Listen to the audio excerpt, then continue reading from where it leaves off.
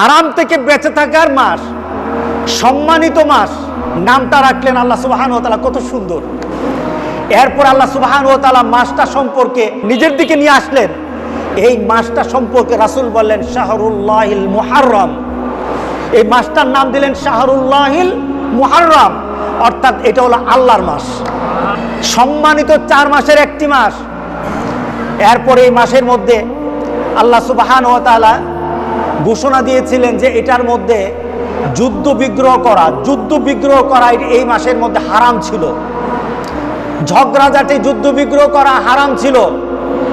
এটা শুধু মুসলমানরাই মানতো না, এটা কাফেররা মানতো। রাসূলের আগের যে প্রাক ইসলামী যুগ, রাসূল পাক সাল্লাল্লাহু আলাইহি সাল্লাম আসার আগে যারা কাফের ছিল, কাফেররা পর্যন্ত এই মাসগুলির মধ্যে যুদ্ধ করতো না, মারামারি করতো না, সম্মান করতো এই মাসটাকে। এই হুকুমটা কিন্তু এখন কোন উলামায়ে কেরাম বলেন এই মাসে যুদ্ধ বিগ্রহ করা যাবে না।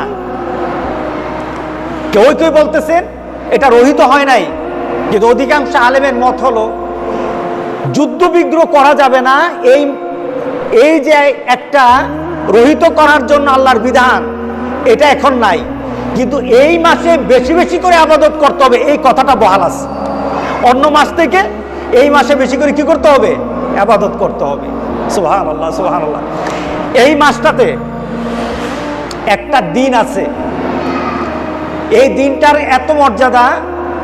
রাসূল পাক সাল্লাল্লাহু আলাইহি সাল্লাম বলেছেন কেউই যদি এই দিনে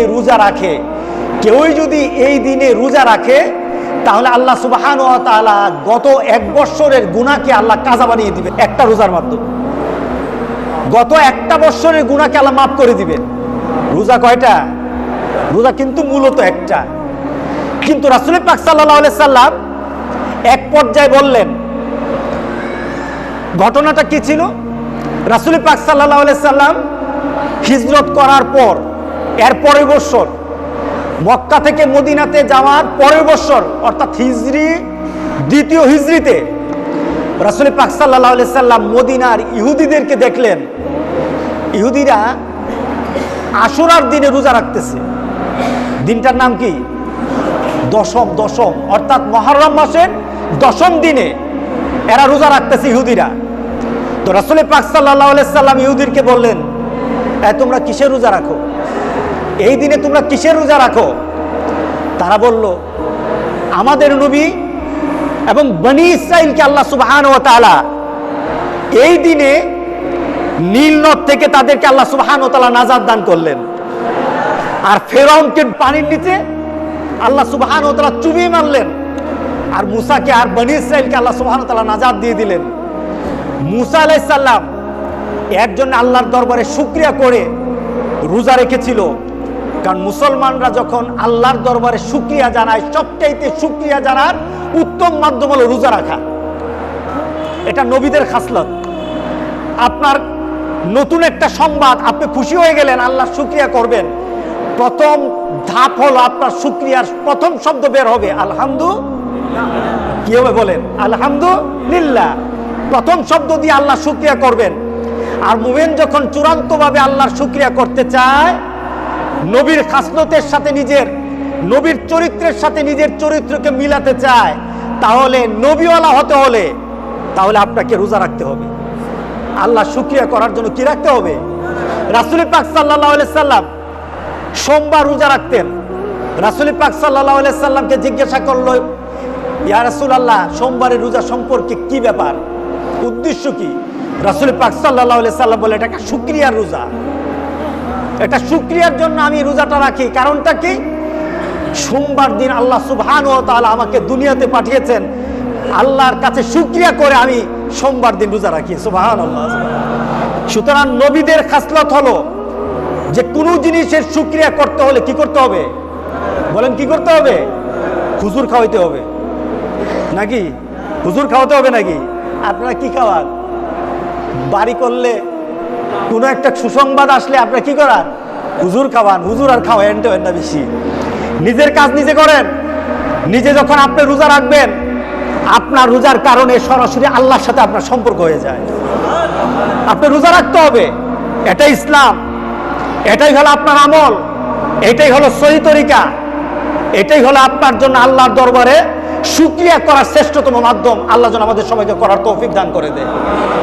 রাসূল পাক সাল্লাল্লাহু আলাইহি সাল্লাম রোজা রাখলেন, আশুরার দিন রোজা রাখলেন, আর সাহাবায়ে কেরামদেরকে বলতে লাগলেন, ও আমার সাহাবারা, ওরা রোজা রাখে, ফাইন্না আহাক্কু বিমূসা মিনকুম ফাসামাহু ওয়া আমারা বিসিয়ামিহি। রাসূল পাক সাল্লাল্লাহু আলাইহি সাল্লাম বললেন, তোমরা রোজা রাখো, মুসা নাজাত পেয়েছে, বিপদ থেকে বেঁচে গেছে। আচ্ছা বলেন তো, বিপদ থেকে বাঁচাটা এটা আনন্দের না দুঃখের? বলেন না আনন্দের না? এটা হলো আনন্দের। আনন্দের কারণে মুসা আলাইহিস সালাম রোজা রাখলো, তার সাথীরা রোজা রাখলো, ইহুদিরা রোজা রাখে, রাসূল রোজা রেখেছেন, সাহাবায়ে কেরামকে রোজা রাখার কথা বলেছেন। সুতরাং আশুরার দিন হলো আনন্দের দিন, আশুরার দিন কোনো দুঃখের কষ্টের দিন না। এটা হলো মুসলমানের কথা। কথা ঠিক আছে কিনা বলেন? বর্তমানে শুধু না, রাসূল পাক সাল্লাল্লাহু আলাইহি সাল্লাম এই কথাও বললেন, এক পর্যায়ে বললেন, আমি যদি বেঁচে থাকি আগামী বছর আমি একটা রোজা রাখবো না, ইহুদিরা একটা রাখে, আমি রাখবো দুইটা, কারণ ইহুদিরা যেটা করবে তার বিপরীত আমরা করব। এক পর্যায়ে রাসূল পাক সাল্লাল্লাহু আলাইহি সাল্লাম দেখলেন যে ইহুদিরা কালো দাড়ি সাদা হয়ে গেলে কালো হিজাব দেয়, এটাকে কি বলে? হিজাব, অর্থাৎ কালো রং দেয়, কালো রং দেয়। রাসূল পাক সাল্লাল্লাহু আলাইহি সাল্লাম দেখলেন ইহুদিরা সাদা দাড়িতে কালো রং দেওয়াটাকে পছন্দ করে। সাহাবায়ে কেরামকে বললেন, সব রং দাও কিন্তু কালো রং দিও না, কারণ ইহুদিরা যেটা দেয় তার উল্টাটা করবা। সব রং দাও কিন্তু কালো রং দিবা না, কারণ ইহুদিরা কালো রং দেয়, এটা ইহুদিদের চিহ্ন, ইহুদিদের চিহ্ন। রাসূল পাক সাল্লাল্লাহু আলাইহি সাল্লাম তাদের বিপরীত করতে গিয়ে বললেন কি, তোমাদের জন্য আমি যদি আগামী বছর বেঁচে থাকি তাহলে আমি দুইটা দিনের রোজার কথা তোমাদেরকে বলবো এবং আমিও রাখবো।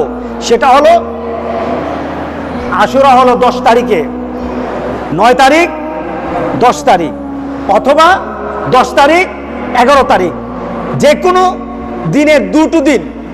9 তারিখ রাখলে 10 তারিখ রাখবেন, যদি 10 তারিখ রাখেন তাহলে কোন দিন রাখবেন? 11 তারিখ রাখবেন।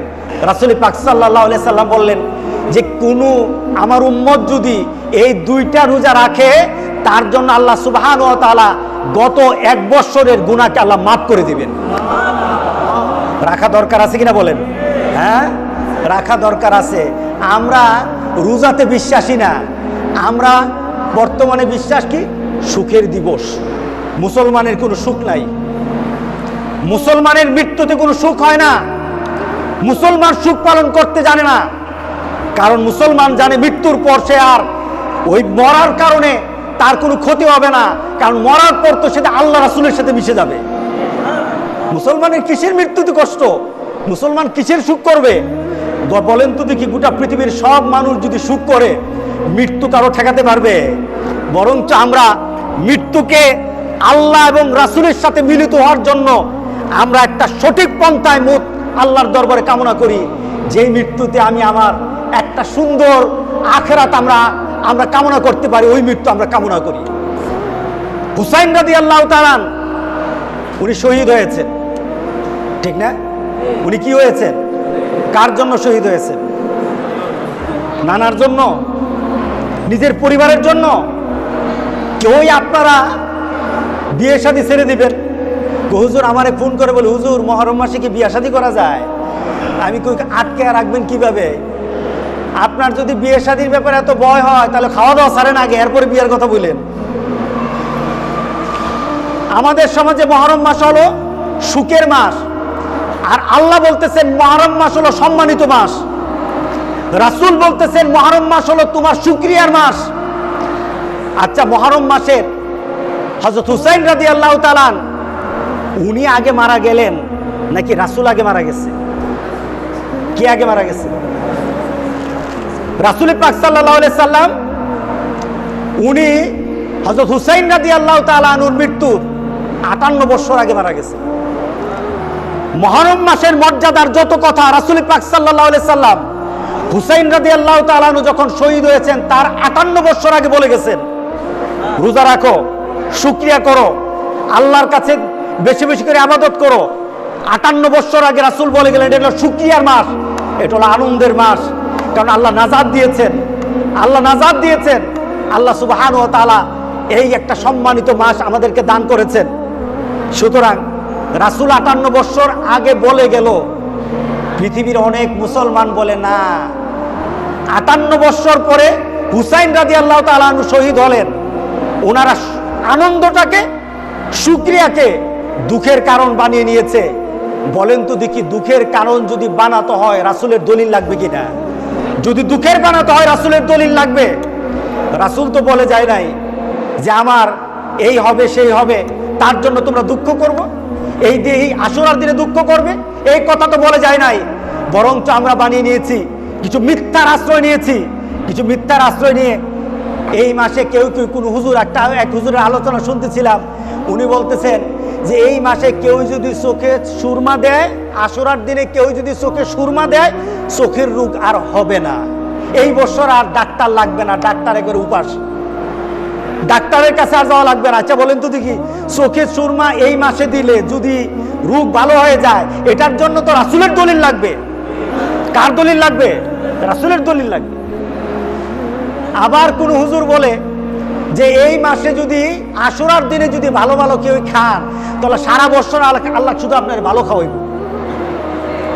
উল্টা পাল্টা কথা আছে কিনা? আবার আপনাদের মধ্যে কথা কি, এই সাথে বিয়ে শাদী হয় না, এই মাসে ঘর বাড়ি উঠানো ঠিক না, এই মাসের মধ্যে কোনো ভালো কাজ করা ঠিক না। আপনারা এই মাসটাকে এমন কষ্টের মাস বানিয়ে নিয়েছেন যে নিজের জীবনের প্রয়োজনীয় কাজগুলি আপনি উধাও করে দিলেন। আর আল্লাহ বলতেছেন এই মাসের মধ্যে বেশি বেশি করে ইবাদত করো। জোরে বলেন আলহামদুলিল্লাহ। কার কথা মানবেন? জোরে বলেন কার কথা মানবেন? আল্লাহ সুবহানাহু ওয়া তাআলা শুধু একটাই কথা বলেছেন, এই মাসে একটা কাজ করা যাবে না, সেটা হলো ফালা তাজলিমু ফীহিন্না আনফুসাকুম। গুনার কাজ করা যাবে না, গুনার কাজ করা যাবে না। এই মাসে গুনার কাজ থেকে দূরে থাকতে হবে। যে যে গুনার কাজ মত্ত আছেন, যে যে গুনার কাজ করেন, আপনি জানেন কি গুনার কাজ করেন, আজকে এখান থেকে বের হয়ে এখানে বসে এক্ষণ নিয়ত করেন, আমার জীবনের এই গুনাহটা আজকে আমি ছেড়ে দেব, আমার জীবনের এই গুনাহটা আমি আস্তে আস্তে ছেড়ে দেব, আমার জীবনের এই গুনাহটা আমি এই বছরের মধ্যে ছেড়ে দেব। আপনি এখান থেকে তওবার নিয়তে আপনি মনে মনে দৃঢ়তা আনেন, আল্লাহর কসম আপনি বলতে দেরি হবে, আপনার গুনাহ মাফ করতে আল্লাহ দেরি করবে না। আপনি করে দেখেন না, প্রচেষ্টা করে দেখেন। ক্ষমার মালিককে, ক্ষমতা দিবে কে? আল্লাহ সুবহানাহু ওয়া তাআলা দিবেন। সুতরাং এই মুহররম মাসকে আমরা এইভাবে পালন করতে চাই যেভাবে মুহাম্মদ রাসূলুল্লাহ সাল্লাল্লাহু আলাইহি সাল্লাম পালন করেছেন। রাজি আছেন তো সবাই? কি করব বলেন? বলেন কি করবেন? হ্যাঁ, কি করবেন বলেন? প্রথম কথা হলো এই মাসে দুটো রোজা রাখবো। কয়টা রোজা রাখবো বলেন? কয়টা রোজা রাখবো? হুজুর রমজান মাসে রোজা রাখি না, আর আপনি এসেছেন এটা রোজা রাখতে? হ্যাঁ, রমজান মাসের রোজাই ভালো করে রাখি না। আমার কাছে একটা ডাটা আছে, আমার কাছে একজন এসে বলতেছে, হুজুর আমরা বাজারে থাকি, আপনি তো টের পান না, আপনি তো মসজিদের মাদ্রাসায় থাকেন, টের পান না হুজুর। বর্তমানে হুজুর শতকরা 70 থেকে 75 জন মানুষ রোজা রাখে না, বিভিন্ন কারণে রোজা ছেড়ে দেয়। কেউ কাজের কারণে ছেড়ে, কেউ কর্মের কারণে ছাড়ে, কেউ রৌদ্রের কারণে ছাড়ে, কেউ বা পড়াশোনার কারণে ছাড়ে, কেউ বা বাড়ির ঘরের মধ্যে কাজ করতে হয় কাজের কারণে ছেড়ে দেয়। আবার কেউ মনে করে রোজা রাখার এত কষ্ট দরকার নাই, রোজা রাখার ব্যাপারে উদাসীন। আর রাসূল পাক সাল্লাল্লাহু আলাইহি সাল্লাম প্রত্যেকটি সপ্তাহে রোজা রাখতেন, যেন আল্লাহর কাছে রাসূল পাক সাল্লাল্লাহু আলাইহি সাল্লাম এইভাবে উঠেন, রাসূলের নামাজ দেখে সাহাবায়ে কেরাম জিজ্ঞাসা করলেন, মা আয়েশা বললেন, আপনি কেন এত ইবাদত করেন? আফালা আকুন আবদান শাকুরা। ও আয়েশা, আমি আল্লাহর দরবারে যখন উঠবো, আমি একজন শুকরিয়া গুজার বান্দা হয়ে আল্লাহর দরবারে উঠতে চাই। রাতের বেলা দাঁড়িয়ে দাঁড়িয়ে রাসূল নামাজ পড়তেন, পা গুলি ফুলে যেত। রাসূল পাক সাল্লাল্লাহু আলাইহি সাল্লাম যখন রোজা আরম্ভ করতেন, রাসূল পাক সাল্লাল্লাহু আলাইহি সাল্লাম একদিন নয়, 2 দিন নয়, এমন সময় লম্বা সময় না খেয়ে থাকতেন। সুবহানাল্লাহ। আল্লাহর কাছে এমন ভাবে নিজেকে উপস্থাপন করে আমরা কি এই 2টা দিন রোজা রাখতে পারবো না? রাসূল পাক সাল্লাল্লাহু আলাইহি সাল্লাম আফজালুস সিয়ামে বাদা রমাদান শাহরুল্লাহিল মুহাররম। আল্লাহর কাছে রাসূল পাক সাল্লাল্লাহু আলাইহি সাল্লাম বলেন, আল্লাহর কাছে সবচেয়ে প্রিয় রমজান মাসের রোজার পরে সবচেয়ে প্রিয় হলো রমজান মাসের রোজার পরে সবচেয়ে প্রিয় হলো আশুরার এই দুইটা রোজা। শুধু তাই নয়, আফজালুস সালাতে বাদাল ফরিদা, 5 ওয়াক্ত নামাজের ফরজ নামাজের পরে আল্লাহর কাছে প্রিয় নামাজ হলো তাহাজ্জুদের নামাজ, সালাতুল লাইল, রাতের নামাজ। আজকে কি আমরা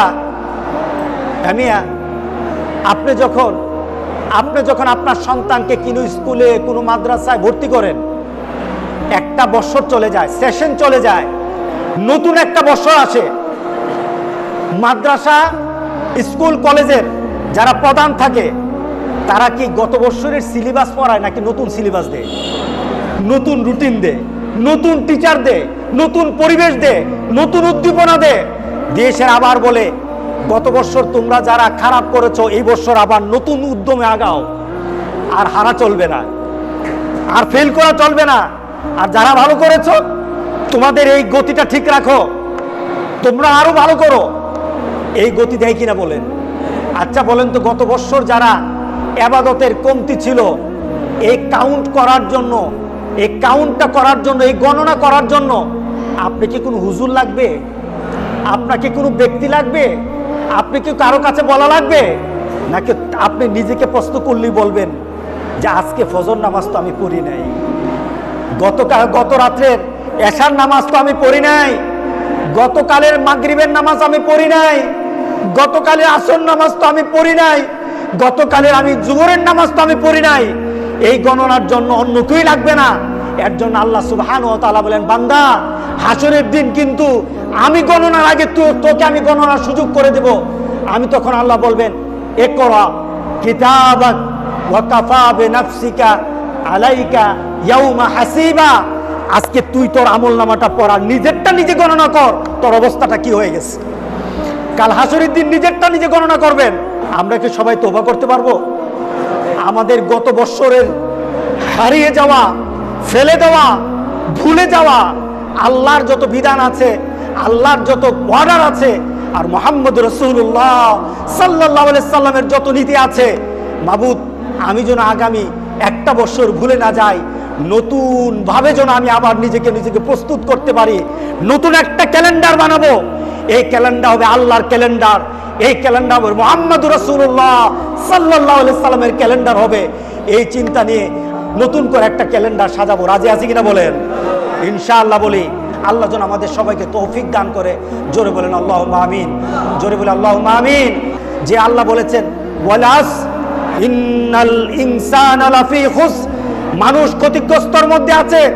গত একটা বছর যার চলে গেছে, যে আল্লাহর ইবাদত করতে পারে নাই, ইল্লাল্লাযীনা আমানু ওয়া আমিলুস সালিহাত ওয়া তাওয়াসাউ বিল হক ওয়া তাওয়াসাউ বিস সবর, এই চারটা নীতি যার মধ্যে নাই, আল্লাহ বলছেন দুনিয়া তো তোমার লস, আখিরাত তো লস। আল্লাহ যেন আমাদেরকে এই লসের মধ্যে না ফেলে দেন। আমিন আমিন। ওয়া আখির দাওয়ানা আনিল হামদুলিল্লাহি রাব্বিল আলামিন।